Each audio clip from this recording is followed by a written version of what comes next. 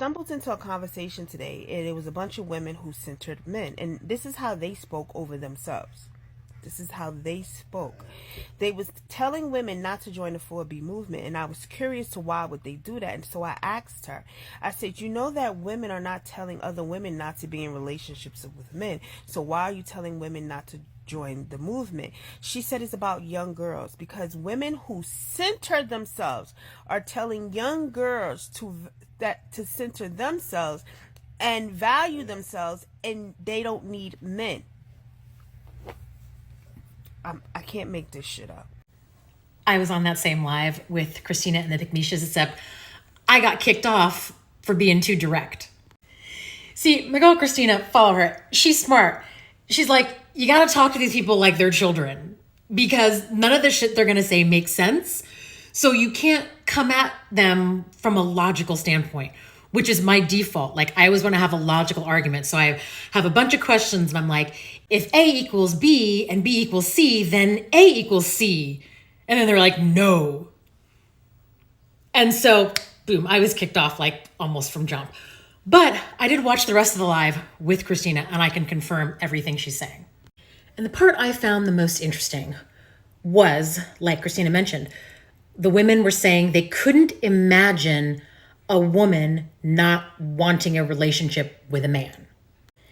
And like they couldn't separate, just like the men can't separate the difference between saying, I don't need a man and men are useless, that those aren't the same thing.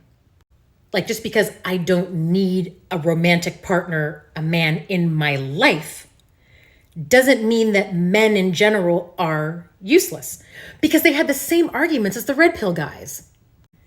They were like, well, how many women are in construction? How many women? And I thought, wait a minute, am I talking to men or am I talking to women? And I remembered, I'm talking to pickmes. They're male-centered. So they will have all of the same arguments that the misogynistic men will have. And Christina and I actually chatted offline, and she made that pimp analogy. I used to watch this great show called Deadwood. Normally, I'm not a fan of Westerns. For some reason, Deadwood was like chef's kiss. Like, I loved that show. 3 seasons on HBO. Highly recommend you watching it.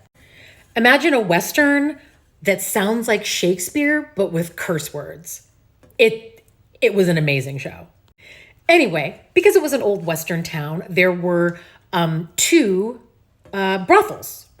And the rival, fancier house had a woman who was like in charge of the girls, right? And her job was to manage the girls, basically police the girls and bring in new girls. Like, whatever that term Christina used, like the bottom hoe or something, like the first one that the pimp hires, her job is recruiting other girls. And I'm sure if one of them's listening right now, they'd make the same argument that 4B women are trying to recruit other women. No.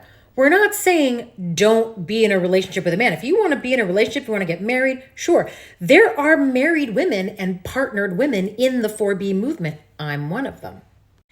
But you can be partnered with a man, but not center a man. Do you see the difference? But I did find that very interesting, that they could not fathom a woman who was healed. That's what they said. I can't imagine a woman who is healed who wouldn't want a man. Like, bitch, what? But yeah, when you're talking to pickmes, just talk as though you're talking to men. You're talking to these red pill type men, because they're the same.